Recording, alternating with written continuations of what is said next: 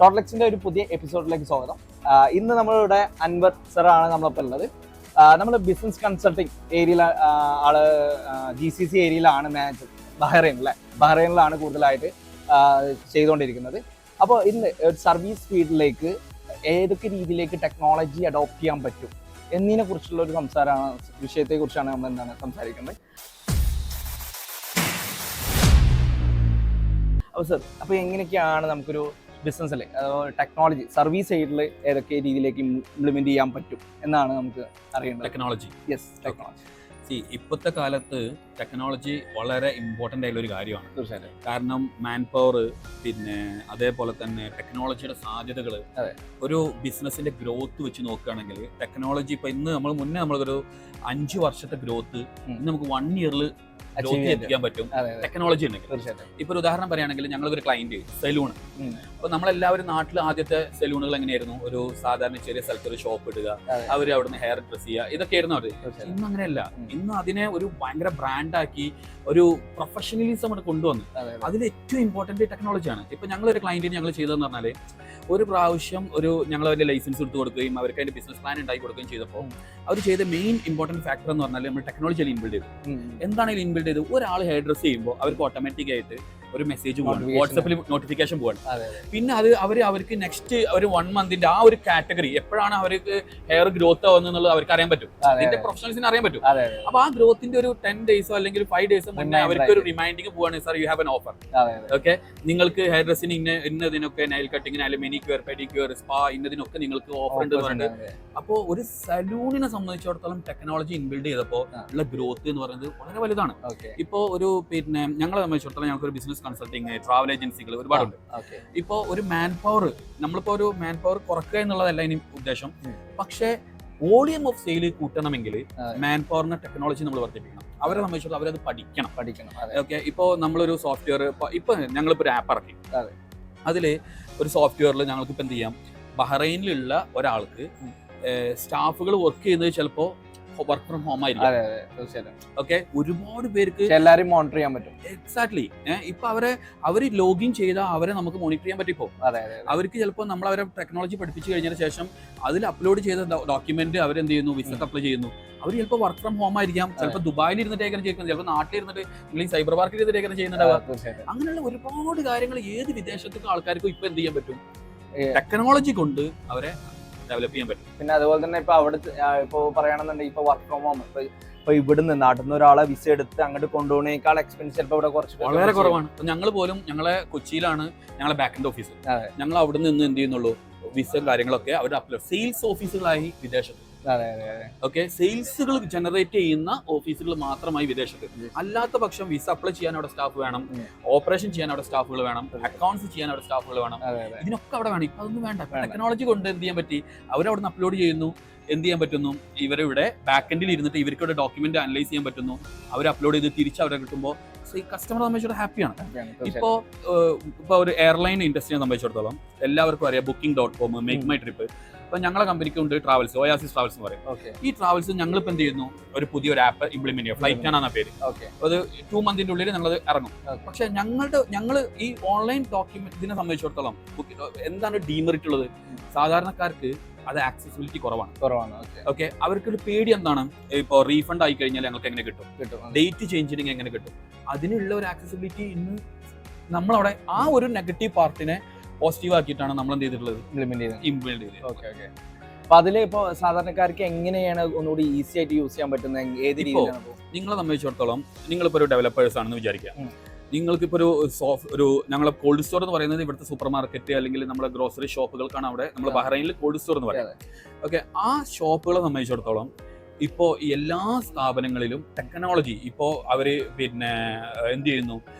സോഫ്റ്റ്വെയറിലൂടെയാണ് billing ചെയ്യുന്നത്. Stock, inventory, A to Z സാധനങ്ങൾ ഇപ്പൊ എന്ത് ചെയ്യാൻ പറ്റും? ഒരു കസ്റ്റമർ എത്ര സാധനങ്ങൾ മേടിച്ചു എന്ന് വരെ, ഒരു എംപ്ലോയി എത്ര ഔട്ട്പുട്ട് ഉണ്ടാക്കി എന്ന് വരെ നമുക്കിപ്പോ ടെക്നോളജിയിൽ അറിയാൻ പറ്റും. മറ്റേത് നമ്മൾ എങ്ങനെയാണ് ഒരു എംപ്ലോയിനെ ഇവാലുവേറ്റ് ചെയ്യുക? നമുക്ക് അറിയാൻ പറ്റില്ല. അപ്പോ ഇപ്പൊ സംബന്ധിച്ചിടത്തോളം നമുക്കൊരു എംപ്ലോയിന്റെ ഗ്രോത്ത്, എംപ്ലോയിന്റെ അവരെ കപ്പാസിറ്റി, അവരിനി എത്രത്തോളം പഠിക്കണം എന്നുള്ളത് വരെ ഒരു ടെക്നോളജിയിൽ ഇപ്പൊ എന്തുണ്ട്? ബിൽഡ് ചെയ്യാൻ പറ്റുന്നുണ്ട്.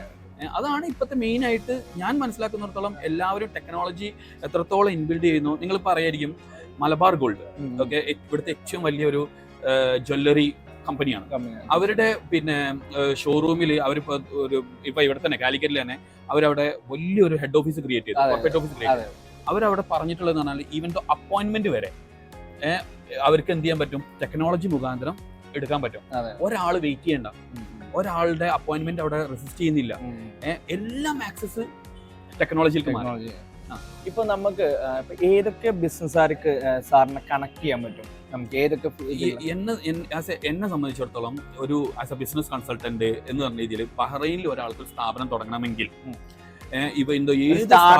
സ്റ്റാർട്ടിംഗ് ടു എൻഡ് വരെ നമുക്ക് ചെയ്തു കൊടുക്കാൻ പറ്റും. ലൈക്ക് ഇപ്പൊ അവർക്ക് ഒരു സ്പോൺസർ വേണം, അവർക്ക് അവരുടെ ഒരു ബിസിനസ് തുടങ്ങണമെങ്കിൽ പ്ലേസ് വേണം, അതിന്റെ ലൈസൻസ് എടുത്ത് കൊടുക്കണം.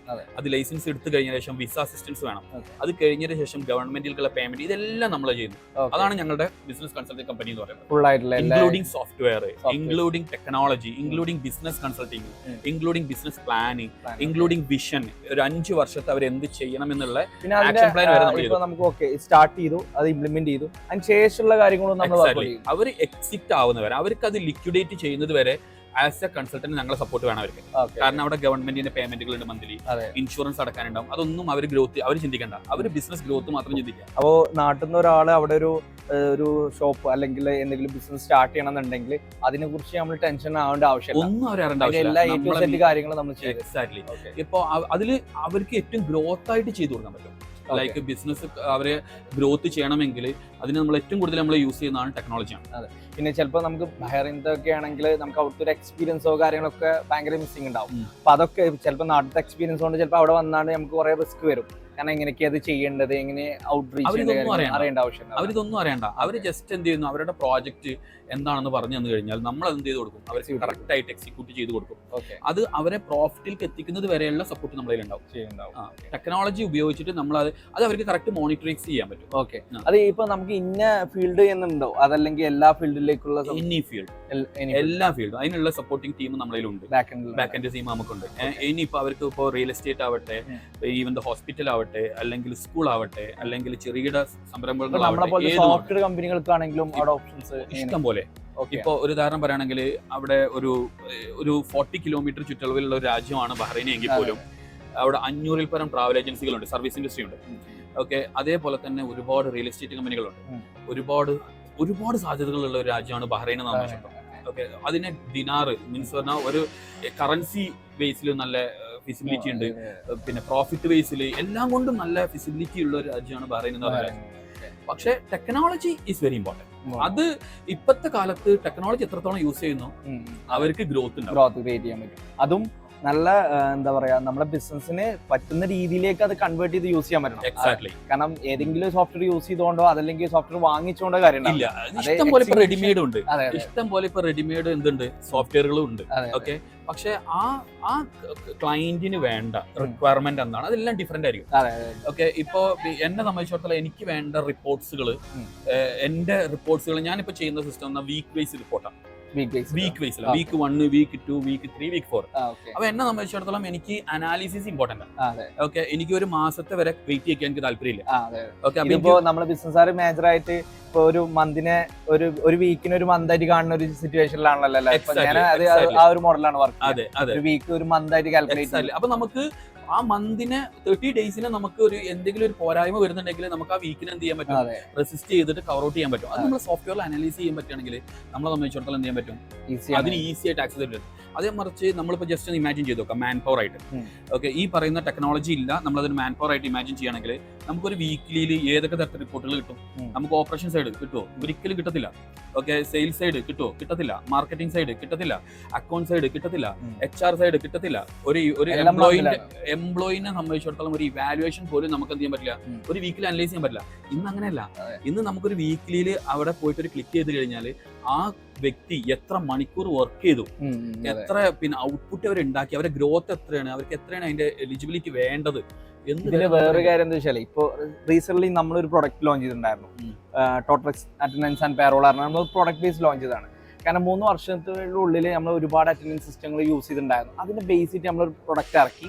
ആ പ്രൊഡക്റ്റ് ഇറക്കിയത് തോന്നുന്നില്ല. ഇപ്പൊ നമ്മളതിലാണെങ്കിൽ നിലമ്പൂരാണ് നമ്മളെ ബാക്ക് എൻഡ് എല്ലാ വർക്കും നടക്കുന്നത്. കാരണം ഹൈലൈറ്റിലാണ് നമ്മളെ ഫ്രണ്ടിൽ ഇപ്പൊ സാർ പറഞ്ഞ പോലെ തന്നെ ആ ഒരു കൺസെപ്റ്റ് വർക്ക് ചെയ്യുന്നത്. കാരണം എന്താ വെച്ചാൽ നമുക്ക് അവിടെ നിന്നാൽ മതി, എക്സ്പെൻസ് കുറവാണ്, ഇവിടെ എക്സ്പെൻസ് കൂടുതലാണ്. പക്ഷെ മോണിറ്റർ ചെയ്യാൻ നമ്മുടെ ഓപ്പറേഷൻ ടീമും കാര്യങ്ങളൊക്കെ ഉണ്ട് അവിടെ. പക്ഷെ എന്താ വെച്ചാൽ 9 മണിക്കാണ് നമ്മൾ പഞ്ചിന്നുണ്ടെങ്കിൽ ആദ്യമൊക്കെ ആണെങ്കിൽ ഈ പഞ്ചിങ് സിസ്റ്റം ഇല്ലാത്ത ടൈമിൽ 9:30 ആവും, 9:15 ഒക്കെ ആവും. പിന്നെ ബ്രേക്ക് ടൈം ഒക്കെ പല മോഡലെടുക്കാം. ഇപ്പൊ 8:00-ക്കും 8:24 വരെ കയറിയിട്ട് ഇന്നലെയൊക്കെ ഉണ്ട് ഒരു സെക്കൻഡ് ഉണ്ട് 8:24 കയറിയിട്ടുണ്ട്. അവന് 9:15 കയറിയുന്ന ഒരാളാ. ഒരു സിസ്റ്റം ഇംപ്ലിമെന്റ് ചെയ്തപ്പോൾ അവർ ആ ലൊക്കേഷനിൽ വേണം. സെൽഫി പഞ്ചിങ് മോഡലാണ്, നമ്മളെല്ലാം അവരുടെ ഡിവൈസിൽ ആഗ്രേറ്റ് ആയി കാണുന്ന രീതിയിൽ ബ്രേക്ക് ടൈം അതിനനുസരിച്ച് എല്ലാം ഒരു 99 അല്ല 100% ക്ലിയർ ആയ ഫീലാണ്. അപ്പൊ നമുക്ക് ടെൻഷൻ ഇല്ല, കാരണം അവരെത്തിയോ ക്യാമറ കയറി നോക്കണ്ട. ഇവർ കയറിയ ടൈം മുതലേ ഇവർക്ക് സാലറി കയറി തുടങ്ങുള്ളൂ, അല്ലെങ്കിൽ എന്താണ് സാലറി കട്ടായിട്ട് അവർക്ക് കയറുള്ളൂ. അപ്പൊ ഇവരെന്താണ് ഓട്ടോമാറ്റിക്കലി ആ സിസ്റ്റത്തേക്ക് അഡോപ്റ്റ് ആയി ഈസി ആയി. മറ്റേത് അവിടെ ഓല ഇറങ്ങിയിട്ടുണ്ടോ, ഒരു ഫുഡ് കഴിക്കാൻ ഇറങ്ങിയില്ല, എപ്പോഴാണ് കയറിയതൊക്കെ നമ്മൾ ക്യാമറയിൽ കയറി ചെക്ക് ചെയ്ത് നോക്കേണ്ട ഒരു ആവശ്യകത വരികയാണ്. ഇതൊക്കെ നമുക്ക് എന്താണ് അത് ത്രൂ റെഡ്യൂസ് ചെയ്യാൻ പറ്റും. 5 മിനിറ്റിന്റെ ഒരു സ്റ്റോർ കഥ ഞാൻ പറഞ്ഞുതരാം. ഒരു 5 മിനിറ്റ്സ് നിങ്ങൾ എല്ലാവരും ശ്രദ്ധിക്കേണ്ട ഒരു കാര്യമാണ്. 5 മിനിറ്റിൽ നിങ്ങൾക്കൊരു വർഷത്തിൽ എത്ര ഔട്ട്പുട്ട് കുറയുന്നുള്ളത് നിങ്ങൾക്ക് അറിയാമോ? ഒരു ദിവസം ഒരാൾ 5 മിനിറ്റ് ലേറ്റ് ആവുകയാണെങ്കിൽ 30 ഡേയ്സ് 150 മിനിറ്റ്സ് പോയി. ഓക്കെ, 150 മിനിറ്റ്സ് എന്ന് പറഞ്ഞു കഴിഞ്ഞാൽ എത്രയായി? 2 മണിക്കൂർ പോയി. 60, 120, 2.5 മണിക്കൂർ പോയി. 2.5 മണിക്കൂർ എന്ന് പറഞ്ഞു കഴിഞ്ഞാൽ ഒരു വർഷത്തിൽ 12 മാസം എത്രയായി? 10 മാസത്തിന് 25 മണിക്കൂർ പോയി. 25 മണിക്കൂർ എന്ന് പറഞ്ഞാൽ നിങ്ങളൊന്ന് ആലോചിച്ച് നോക്കുക. 8 മണിക്കൂറാണ് ഒരാളെ ഔട്ട്പുട്ട് വരുന്നെങ്കിൽ 8 മണിക്കൂർ പോകുന്ന 25 അല്ല, ഒരുപാട് മണിക്കൂറുകളവിടെ മിസ്സായി എന്ന് പറഞ്ഞാൽ 3 ഡേയ്സ് 4 ഡേയ്സ് നമ്മൾ ഒരാളെ പേരോട് വെച്ച് കാൽക്കുലേറ്റ് ചെയ്യണം. ഒരു സ്റ്റാഫിന് വെച്ച് നോക്കുക, ഒരു എംപ്ലോയീസിന് വെച്ച് നോക്കുക. ഓക്കെ, നമ്മൾ ഒരു 50 സ്റ്റാഫ് ഉണ്ടെങ്കിൽ നമ്മൾ കാൽക്കുലേറ്റ് ചെയ്ത് കഴിഞ്ഞാൽ നമ്മൾ ഒരു 5 ആളുടെ മന്ത്ലി അല്ലെങ്കിൽ 10 ആളെ സാലറി ഇതില് നമ്മളെന്ന് വെച്ചാല് ഒരുപാട് സോഫ്റ്റ്വെയർ സിസ്റ്റം ഞങ്ങൾ യൂസ് ചെയ്തിട്ടുണ്ടായിരുന്നു ഈ ഒരു 3 ഇയേഴ്സിന്റെ ഉള്ളിൽ. അതിൽ യൂസ് ചെയ്തതിലൊക്കെ ഭയങ്കര എക്സ്പെൻസീവ് ആണ്. ഒരു സ്റ്റാർട്ട് ചെയ്യുന്ന കമ്പനികൾക്കോ ഒരു മിഡ് റേഞ്ച് കമ്പനിക്കോ അഫോർഡ് ചെയ്യാൻ പറ്റാത്ത രീതിയിലായിരുന്നു. ഇപ്പോൾ നമ്മളിപ്പോൾ ഇതിൽ ചെയ്തിട്ടുണ്ടെന്ന് വെച്ചാൽ സ്റ്റാർട്ടിങ് ഒരു 7 എംപ്ലോയീസ് ഫ്രീ ആയിട്ടും പിന്നെ 25 എംപ്ലോയീസിന്റെ പേറോൾ അറ്റൻഡൻസിനാകെ ഒരു 1 ഇയറിലേക്ക് ഏകദേശം 2,500 രൂപക്ക്. വളരെ കാരണം നമ്മൾ കോമ്പറ്റീഷൻസ് ഉണ്ട്, അവരുടെ ഏകദേശം GST അടക്കം വരുന്നത് ഒരു 16,000 രൂപയ്ക്കാണ്. GST അടക്കം ഒരു 3,000 രൂപേന്റെ അടുത്ത് നമുക്ക് വരുന്നുള്ളൂ. അപ്പൊ അത്രയും കോസ്റ്റ് കട്ട് ചെയ്യാൻ കാരണം നമ്മൾ ടെക്നോളജിയിൽ നല്ലോണം റെഡ്യൂസ് ചെയ്തിട്ടുള്ള ഒരു മോഡലിൽ ഏറ്റവും അടിപൊളിയാക്കിയിട്ടുള്ള രീതിയിലേക്ക് നമ്മളൊരു കുറെ ടൈം ഇന്റേണൽ യൂസ് ചെയ്ത് അതിനെ ബെറ്റർ ആക്കി സർവറിലും ബെറ്റർ ആക്കി ഭയങ്കര ഫാസ്റ്റിങ് കാര്യങ്ങളൊക്കെ ആക്കി ഏറ്റവും ബെറ്റർ ആക്കിയിട്ട് ഇറക്കി. ഇതെന്ന് വെച്ചാൽ ഒന്നും കൂടി സ്റ്റാർട്ട് ചെയ്യുന്നവർക്ക് സത്യം പറഞ്ഞാൽ ഞാൻ കുറച്ച് റിസ്ക് എടുത്തിട്ടുണ്ടായിരുന്നു. കാരണം ആദ്യത്തെ സ്റ്റേജിൽ നമുക്ക് ഓൽഡിലാണെങ്കിൽ 25 എംപ്ലോയീസിന്റെ അല്ലെങ്കിൽ 20 എംപ്ലോയീസിന്റെ പ്ലാൻ എടുക്കാൻ പറ്റുള്ളൂ, ചെറിയ പ്ലാൻ എടുക്കാൻ പറ്റില്ല. അതാണെങ്കിൽ അത്രയും എമൗണ്ട് ഒരു സ്റ്റാർട്ടിങ് ചെയ്യുന്ന കമ്പനിക്ക് അല്ലെങ്കിൽ ഷോപ്പുകാരനൊക്കെ ഭയങ്കര റിസ്ക് ആണ്. അപ്പോൾ നമുക്ക് അഫോർഡബിൾ ആയിട്ട് നമ്മൾ കൊടുക്കാനും, ഇനി അതല്ല ഒരു 7 എംപ്ലോയീസ് ഒക്കെ ആണെങ്കിൽ അവർക്ക് എന്താണ് ഫ്രീ ആയിട്ട് യൂസ് ചെയ്യാൻ പറ്റിയ രീതിയിൽ ഓപ്പൺ ആക്കി കിട്ടും. അപ്പൊ അങ്ങനെ ആകുമ്പോൾ എന്താണ് നിങ്ങൾ അങ്ങനെ ഒരു ഗ്രോത്ത് വെക്കണം. കാരണം എന്താ പറഞ്ഞാൽ ആസ് കൺസൾട്ടന്റ് എന്ന രീതിയിൽ ഞാൻ പറയുമ്പോഴെങ്കിൽ ഒരു ബിഗിനർ ഒരു സ്റ്റാർട്ടപ്പ് ചെയ്യുമ്പോൾ അവർക്ക് കോസ്റ്റ് റിഡ്യൂസ് എന്ന് പറഞ്ഞ ഒരു വലിയൊരു ഫാക്ടർ. ഓക്കെ, അവരെ സംബന്ധിച്ചിടത്തോളം അവർക്ക് സെയിൽസ് റവന്യൂ പാർട്ടിൽ കൊണ്ടുവരുമ്പോൾ ചില ആൾക്കാർ ചെയ്യുന്ന ഒരു മിസ്റ്റേക്കും കൂടി എന്താണെന്ന് പറഞ്ഞാൽ എനിക്ക് തന്നെ ഒരുപാട് അനുഭവം ഉണ്ടായിട്ടുണ്ട്. എൻ്റെ അടുത്ത് വരുന്ന ചില കസ്റ്റമേഴ്സ് ഓൾറെഡി അവർ ബിസിനസ് തുടങ്ങി ഫെയിലായിട്ട് പിന്നീട് വരുന്ന കസ്റ്റമേഴ്സ് ഉണ്ട്. ഓക്കെ, അപ്പൊ നമ്മൾ ജസ്റ്റ് ഒന്ന് ഇമാജിൻ ചെയ്ത് നോക്കാം, കൂടുതലും വരിക അങ്ങനെ വരുന്നവരുണ്ട്. ഓക്കെ, അപ്പൊ നമ്മളൊരു വീട് വെക്കുമ്പോൾ നമ്മൾ എന്താ സാധാരണക്കാർ ചെയ്യാം? ആദ്യം നമ്മളൊരു എഞ്ചിനീയർ കൺസൾട്ട് ചെയ്യണം അല്ലെ, നമ്മൾ അതിന്റെ പ്ലാൻ കറക്റ്റ് എക്സിക്യൂട്ട് ചെയ്യണം അല്ലെ. ആ എക്സിക്യൂട്ട് ചെയ്യുമ്പോഴാണ് കറക്റ്റ് ആയിട്ട് നമുക്ക് ആ ബെഡ്റൂം കറക്റ്റ് ഡിസൈൻ ചെയ്യാൻ പറ്റുള്ളൂ, അതിന്റെ ടോയ്ലറ്റ് ആവട്ടെ എല്ലാം നമുക്ക് ചെയ്യാൻ പറ്റുള്ളൂ. ഓക്കെ, അല്ലാത്ത പക്ഷം നിങ്ങൾ ചിന്തിച്ച് നോക്കിയാൽ നമ്മൾ തന്നെ ഒരു ഉണ്ടാക്കുകയാണെങ്കിൽ അതിൽ ഒരുപാട് പോരായ്മകളും ഒരുപാട് കോസ്റ്റ് കൂടെ ചെയ്യാം, പിന്നെ ലോങ് റണ്ണിങ് ഉണ്ടാവാൻ കോസ്റ്റ് കൂടെ ചെയ്യാം. ഓക്കെ, നമ്മൾ വിചാരിക്കും അത് എക്സ്പെൻസ് കുറേ നമ്മൾ എഞ്ചിനീയർക്ക് പൈസ കൊടുക്കേണ്ടെന്ന് വിചാരിക്കും. അതേപോലെ എൻ്റെ അടുത്ത് പറയാറുണ്ട് നമ്മൾ കൺസൾട്ടന്റിന് ഇവർക്ക് പൈസ കൊടുക്കേണ്ടെന്ന് വിചാരിച്ചിട്ടാണ് നിങ്ങളെ മീറ്റ് ചെയ്യാത്തത്. പക്ഷെ നമ്മൾ കുടുങ്ങിപ്പോയി, ഞങ്ങൾക്ക് അതിന്റെ പിന്നെ SOP അറിയില്ല. നമ്മൾ ഒരു സ്റ്റാൻഡേർഡ് ഓപ്പറേറ്റിംഗ് പ്രൊസീജിയർ ഉണ്ടെങ്കിൽ അതിന് കറക്റ്റായിട്ട് അവർക്ക് എക്സിക്യൂട്ട് ചെയ്യാൻ അറിയില്ല. ഇപ്പൊ എൻ്റെ ഒരു ക്ലയന്റ് പിന്നെ ടെക്സ്റ്റൈൽസ് ഫീൽഡാണ്. അവർ ഓപ്പറേഷൻ കോസ്റ്റ് അവർക്ക് എങ്ങനെ രീതിയിലാണ് ഓപ്പറേഷൻ കോസ്റ്റ് സെറ്റ് ചെയ്യേണ്ടതെന്ന് അവർക്ക് അറിയില്ല. അവർ വിചാരിക്കുന്നത് എന്താണ് ഓപ്പറേഷൻ കോസ്റ്റ് എന്ന് ഉദ്ദേശിക്കുന്നത്? അവര് പിന്നെ എനിക്ക് ഒരുപാട് ടേൺ ഓവർ ഉണ്ട്, ആ ടേൺ ഓവറിൽ എനിക്ക് എന്ത് ചെയ്യാൻ പറ്റും? എനിക്ക് ഒരുപാട് സ്റ്റാഫുകൾ HR വെക്കാം, പിന്നെ അല്ലെങ്കിൽ മാനേജേഴ്സിന് വെക്കാം, അങ്ങനെ വെക്കാം. അങ്ങനെയല്ല, ഓരോന്നിനും ഒരു കറക്റ്റ് ആയിട്ടുള്ള അക്യൂറേറ്റ് പ്ലാനിംഗ് ഉണ്ട്. ഓക്കെ, അപ്പൊ ഈ സംഭവങ്ങളൊക്കെ നമുക്ക് ടെക്നോളജി ഉണ്ട് ഇപ്പോൾ. തീർച്ചയായിട്ടും. കാരണം എന്താ വെച്ചാൽ മാൻ പവർ വേണം, പക്ഷെ ഇത് ഇപ്പൊ നമുക്കൊരു 10 പേരുള്ളത് 2 ആൾക്കാരാക്കി കുറക്കാനും, പക്ഷെ ബിസിനസിനെ ഒന്നുകൂടി ഗ്രോത്ത് ചെയ്യുക. ഈ 10 പേർക്ക് ഡിഫറെന്റ് ക്വാളിറ്റീസ് ഉണ്ടാവും.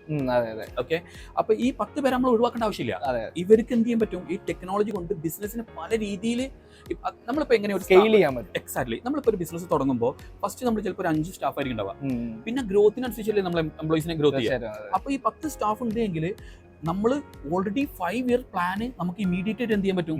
എക്സിക്യൂട്ട് ചെയ്യാൻ പറ്റും. ടെക്നോളജി നല്ലുണ്ടെങ്കിൽ. അതും 5 ഇയേഴ്സ് പോവാതെ ഒരു 1 ഇയറിൽ തന്നെ കവർ അപ്പ് ചെയ്തെടുക്കാം. ഈ എംപ്ലോയീസിനെ കൊണ്ട് നമുക്ക് എന്ത് ചെയ്യാൻ പറ്റും? 5 ഇയർ പ്ലാൻ നമുക്ക് എക്സിക്യൂട്ട് ചെയ്യാൻ പറ്റും. നമ്മൾ അല്ലാതെ നമ്മൾ എംപ്ലോയീസിനെ കുറച്ച് കഴിഞ്ഞാൽ നമ്മൾ മെല്ലെ സ്ലോലി തന്നെയാണ് അതിന്റെ ഇത് വരിക. പക്ഷെ എംപ്ലോയീസിന്റെ കൂടെ തന്നെ ടെക്നോളജിയും കൂടി ഇൻബിൽഡ് ചെയ്ത് കഴിഞ്ഞാൽ ഫാസ്റ്റ് ആയിട്ട് നമുക്ക് ഗ്രോത്ത് ചെയ്യാൻ പറ്റും. നമുക്ക് അനാലിസിസ് കിട്ടും. നമ്മൾ എപ്പോഴും ഒരു ബിസിനസിന്റെ ടേംസ് പറയുന്നതാണ് ബിഫോർ റിപ്പോർട്ട്, ആഫ്റ്റർ റിപ്പോർട്ട്. എന്നാൽ 3 മാസത്തെ റിപ്പോർട്ട് നമ്മളെ എപ്പോഴും വേണം. ഓക്കെ, മുന്നത്തെ 3 മാസത്തെ റിപ്പോർട്ടും ഇനി വരാൻ പോകുന്ന റിപ്പോർട്ടും അത് വെച്ചിട്ടാണ് നമ്മൾ എക്സാക്ട്ലി. എന്നാലും മാത്രമേ നമുക്കൊരു ബിസിനസിന് എന്ത് ചെയ്യാൻ പറ്റുള്ളൂ? ഗ്രോത്ത് അനലൈസ് ചെയ്യാൻ പറ്റുള്ളൂ. അതിൽ എവിടെയാണ് വീക്ക് പോയിന്റ് ഉള്ളത് എന്നുള്ളത് നമ്മളൊരു എംപ്ലോയീസിനെ സംബന്ധിച്ചിടത്തോളം ഇപ്പോൾ ഈ HRM എന്നാണ് സോഫ്റ്റ്വെയർ. ഓക്കെ, ഏറ്റവും കൂടുതൽ പ്രോബ്ലം വരുന്നത് എംപ്ലോയീസുകൾക്ക് HR-നെറ്റ് ആയിരിക്കും. നല്ലതും വരും, ചീത്തതും വരും. ഓക്കെ, മാനേജ്മെന്റിന് വരും. അതെന്തുകൊണ്ടാണ്? നമ്മൾ ചിലപ്പോൾ നല്ല രീതിയിൽ പറയാം, നിങ്ങളുടെ ആബ്സെന്റ് നമ്മൾ പിന്നെ ലേറ്റ് കമ്മിങ് നമ്മൾ കട്ട് ചെയ്തു എന്ന് പറയാം. ഒരു സിസ്റ്റം ആണെങ്കിലോ ആർക്കും എന്ത് ചെയ്യാൻ പറ്റില്ല, വിഷയം ഉണ്ടാവില്ല. എംപ്ലോയീസ് നമുക്കൊന്നും പറയാൻ പറ്റില്ല. അതെ സാർ, ഇതില് എന്താ വെച്ചാൽ ഇപ്പൊ നമ്മളിതിലാണെന്നുണ്ടെങ്കിൽ സെൽഫി പഞ്ചിനാ അവർ കയറി ആ ലൊക്കേഷന്റെ ഉള്ളിൽ നിന്ന് എത്തി സെൽഫി പഞ്ചിങ് ചെയ്യണം. അത് അവര് ചെയ്തതാ. അവർ ലേറ്റ് ആയി വന്നു കഴിഞ്ഞാൽ അവര് മിസ്സിംഗ് ആണ്. ആ ഒരു രീതിയിലേക്ക് ആവുമ്പോ അവരായിട്ട് നമുക്ക് സംസാരിക്കേണ്ട ആവശ്യമില്ല. നമ്മള് സ്ലിപ്പ് അയച്ചു കൊടുക്കുന്നു, ഒരു വന്ന ഡീറ്റെയിൽസ് ഇത്രയാണ്, അപ്പൊ അതിന്റെ സാലറിയാണ്, അത് കയറുന്നു. പിന്നെ അടുത്ത ദിവസം അവർ ഒന്നുകൂടി ബെറ്റർ ആവുകയാണ്. കാരണം അവർക്ക് ഓപ്ഷൻ ഇല്ല. അതുകൊണ്ട് അതെ.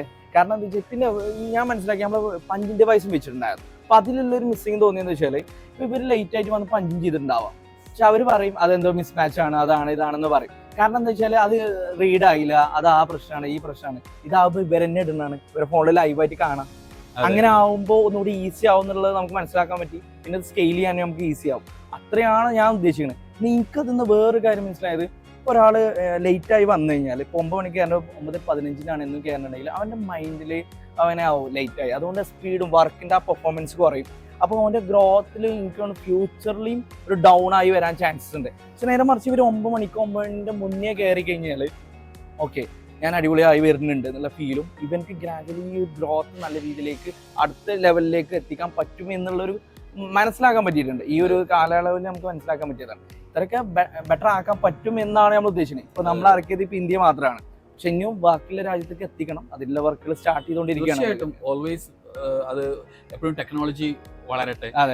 ടെക്നോളജി എത്രത്തോളം വളരുന്നു അത്രത്തോളം രാജ്യത്തിന്റെ അല്ലെങ്കിൽ ഏതൊരു ബിസിനസിന്റെയും ഗ്രോത്ത്. തീർച്ചയായിട്ടും ഇതിപ്പോ എന്തായാലും ഇവർ കറക്റ്റ് ആയിട്ട് വർക്ക് ചെയ്യുമ്പോൾ സാർ പറഞ്ഞ പോലെ ഇപ്പൊ നമ്മളൊരു 5 മിനിറ്റ് അല്ല പോയത്, ഈ രാജ്യത്തിന് കോൺട്രിബ്യൂട്ട് ചെയ്യേണ്ട അല്ലെങ്കിൽ ഈ ലോകത്തിന് കോൺട്രിബ്യൂട്ട് ചെയ്യേണ്ട ഒരു 5 മിനിറ്റ് ആണ് ചിലപ്പോൾ ലേറ്റ് ആയി കഴിഞ്ഞാൽ പോവാ. അപ്പൊ ആ 5 മിനിറ്റ് നാളെ എല്ലാവരും പാടെ എല്ലാം ഓക്കെ ആയി കഴിഞ്ഞാൽ ആ ഗ്രോത്ത് അത്രയും ഫാസ്റ്റ് ആയിട്ട് ഇപ്പൊ ഇന്ത്യൻ എക്കണോമിയിൽ വരെ നമുക്ക് മാറ്റം വരുത്താൻ പറ്റും. ഒബ്വിയസ്ലി. കാരണം അല്ല അതിപ്പോ ഓൾറെഡി തെളിയിച്ചുകൊണ്ടിരിക്കുകയാണ്.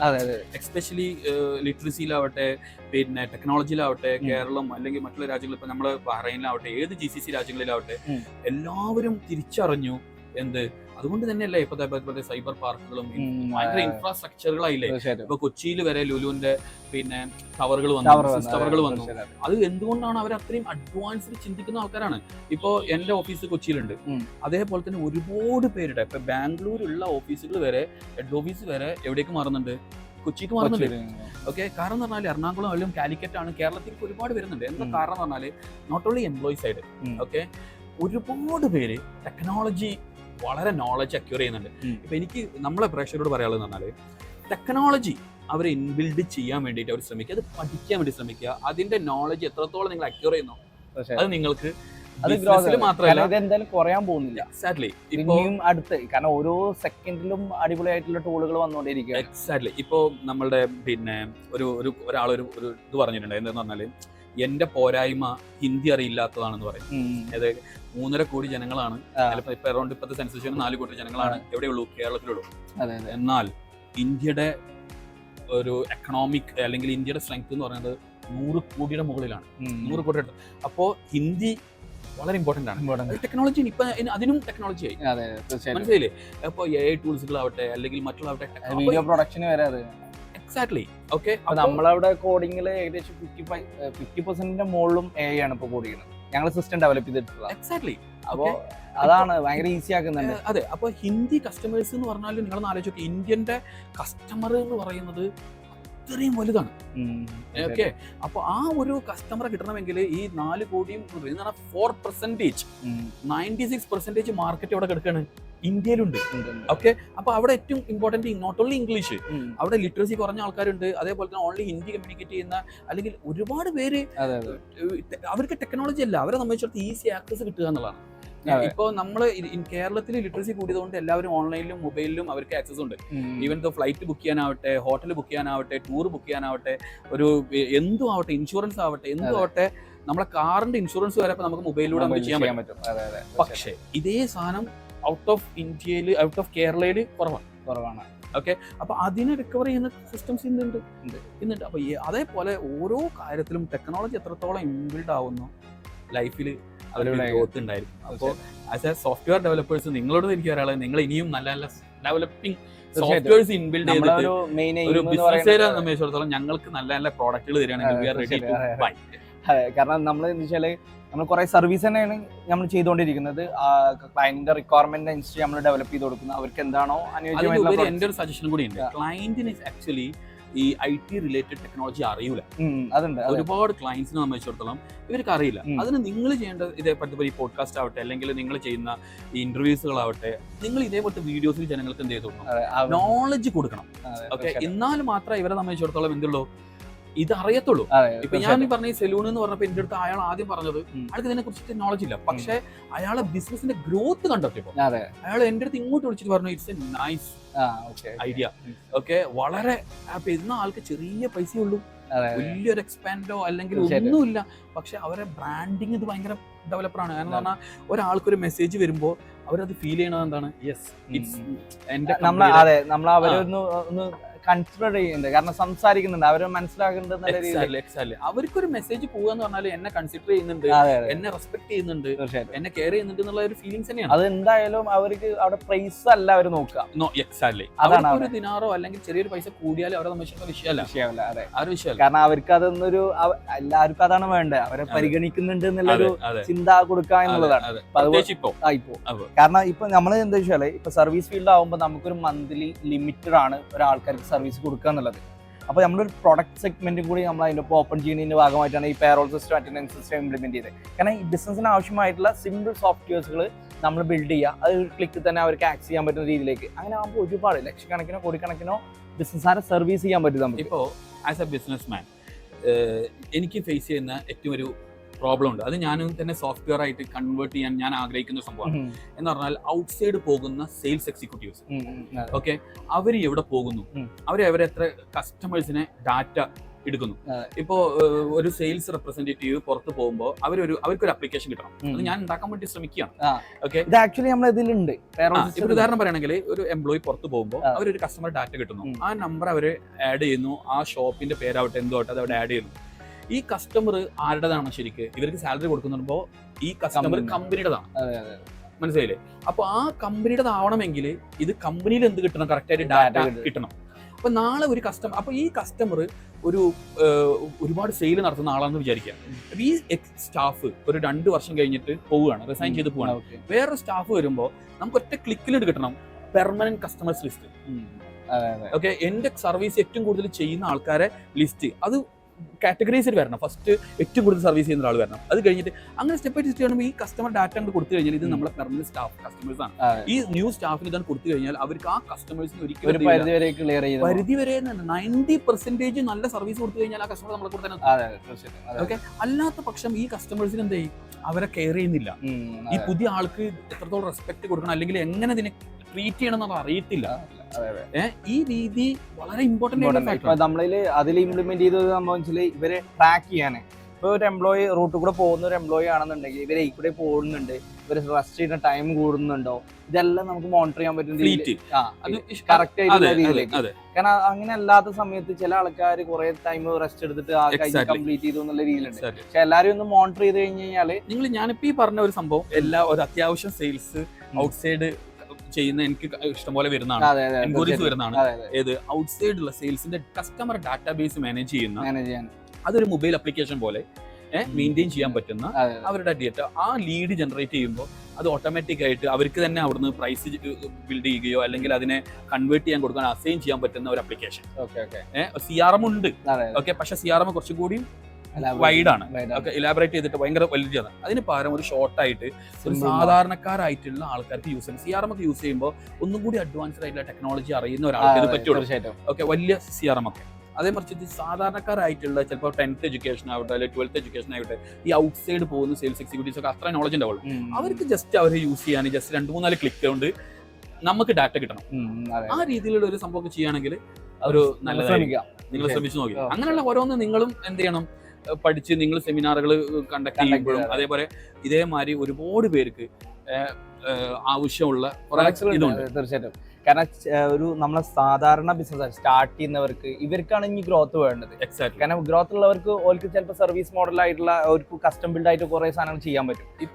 പക്ഷേ ഇപ്പോൾ ഉള്ള അഥവാ തുടക്കക്കാർക്ക് ഒരു മിഡ് റേഞ്ച് കമ്പനികൾക്ക് അവർക്ക് കസ്റ്റം ബിൽഡ് ചെയ്യാൻ ഭയങ്കര എക്സ്പെൻസീവ് ആവും.